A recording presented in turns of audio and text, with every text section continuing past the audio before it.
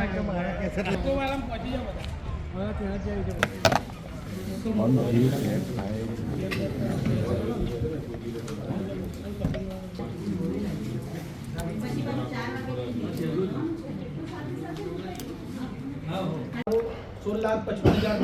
નોંધાયેલ મતદાર હતા એમના બધાને અમે ઈએમ પરત નહીં આવ્યા 1,92,702 એની વિગત આવેલ જે ગેરહાજર મતદાર હતા એમની 27,000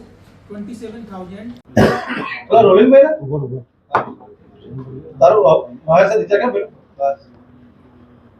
ઓકે રોલિંગ જે ખેડા જિલ્લાના બધા મતદારોને મારા નમસ્કાર. આપને બતાવતા મને આનંદ થાય છે કે ખેડા જિલ્લામાં કરીબ 1.5 મહિનાથી SIRની કામગીરી ચાલતી હતી.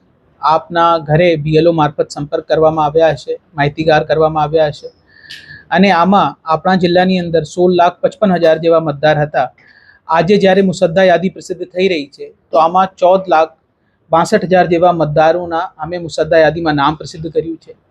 1,92,000 જેવા એવા મતદારો છે જે અબસેન્ટ, શિફ્ટેડ અથવા ડેથના કારણથી મતદાર યાદીમાં એ સમાવિષ્ટ થઈ શકતા નથી અને આપણા જિલ્લાની અંદર 82,000 એવા મતદાર છે જેની મેપિંગ થઈ શકેલ નથી. એની બધી વિગત અમે પોલિટિકલ પાર્ટી જોડે શેર કરી છે અને દરેક મતદાર વોટર હેલ્પલાઇન મારફત અને ઇલેક્શન કમિશનની વેબસાઇટ ઉપર અને કલેક્ટરની વેબસાઇટ ઉપર એમનું નામ જોઈ શકે છે કે કયા વ્યક્તિનો સમાવેશ ESD યાદીમાં છે. પછી ફોર્મ નંબર 6 અને ફોર્મ નંબર 8 ભરીને એ મતદાર યાદીમાં એમનું નામ આવી શકે છે. આપણા જિલ્લામાં BLO મારફત અને વહીવટીતંત્ર પોલિટિકલ પાર્ટીની ખૂબ મહેનતથી અમે આ યાદી તૈયાર કરી છે અને આ યાદીમાં જો કોઈ ચૂક હોય તો વ્યક્તિ હક દાવા સંબંધી વાંધો રજૂ કરી શકી છે. આ વાંધો રજૂ કરનાર જે સમયગાળો છે હું આપને જણાવી દઉં. 19/12/2025 થી 18/1/2026 સુધી એ વ્યક્તિ એમનો વાંધો રજૂ કરી શકે છે અને આ વાંધા રજૂ કર્યા પછી એની સુનાવણી હાથ ધરવામાં આવશે. આ સુનાવણી 10/2/2026 સુધી ચાલશે અને 17/2/2026ના રોજ ફાઇનલ મતદાર યાદી પ્રસિદ્ધ થશે. આજે જે મતદારનું નામ મતદાર યાદીમાં નથી તો એમને નિરાશ થવાની જરૂર નથી.